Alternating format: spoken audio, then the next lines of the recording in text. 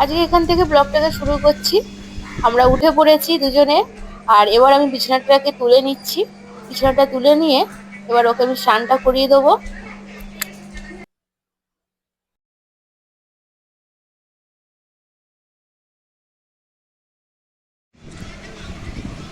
স্নান করে দিয়েছি, আর স্নান করে দেওয়ার পর আর ও বসে বসে এখানটায় খেলা করছে। ও বসতে পারে না অবশ্য, ও এরকম ভাবে শুয়ে শুয়ে খেলা করছে। আর একদিকে মাসি ঘর মুছছে, ও মাসির দিকে দেখে আর খেলা করে আর শুয়ে পড়ে। খাবারটা নিয়ে চলে এসেছি, এবার আমি ওকে একটু খাইয়ে দিই। ও এখন অনেক ভুলিয়ে ভালিয়ে ওকে খাওয়ানো হচ্ছে। খাওয়ানোর পর মুখটা মুছিয়ে দিয়ে এবার ঘুমানোর পালা। কাঁদছো কেন কিছুতেই তুমি? ঘুমাবে না। কেন কাঁদছো বাবান? ঘুমাবে না? দেখো তো তুমি এসিটাকে কি করেছো রিমোটটা অন করে।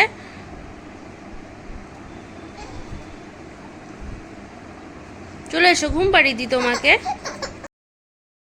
নিচে আমার এক্সট্রা একটা বিছানা করাই থাকে, আর আমি এখন ঘরে থাকবো না বলে নিচেই শুয়ে দিলাম। আর ও এখন উপর দিতে শিখেছে, সেই জন্য আর খাটে রাখবো না। অনেক কষ্টে ঘুম পাড়াতে হচ্ছে। একবার এপার করছে, একবার ওপার করছে। যেহেতু এসি চালিয়েছি, এরকম একটা মোটা কাঁথা ওর গায়ের মধ্যে আমি দিয়ে দিই। আর এদিকে যাই রান্নাটা বসিয়ে দিই।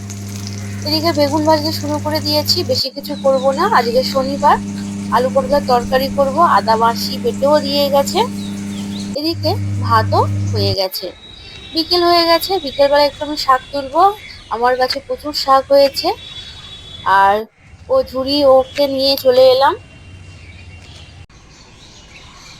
আজকে এই শাকগুলো তুলে নিচ্ছি কালকে রান্না করার জন্য। আর এই শাক ভাজা খেতে কিন্তু খুব ভালো লাগে। একবার তোলার পর এর থেকে আবারও হয়। একবার মা বাবা এসেছিল, মা বাবাকে করে খাইয়েওছিলাম। আর এই নিয়ে আমি 3বার এই কাটতে এসেছি।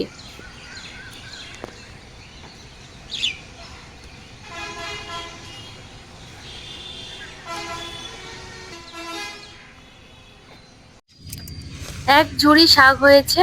আর এই শাকগুলো বেছে মাসিকে বলবো কালকে কেটে দিতে। আর এইদিকে দেখুন, একটা নৌকা যাচ্ছে নদীর মধ্যে দিয়ে। দেখুন কি সুন্দর দেখতে লাগছে না বিকেল বেলায়? বেশ ভালোই লাগে। আর ছেলেও দেখছে, আর ওর বাবাও চলে এসছে, ওর বাবাও দেখছে।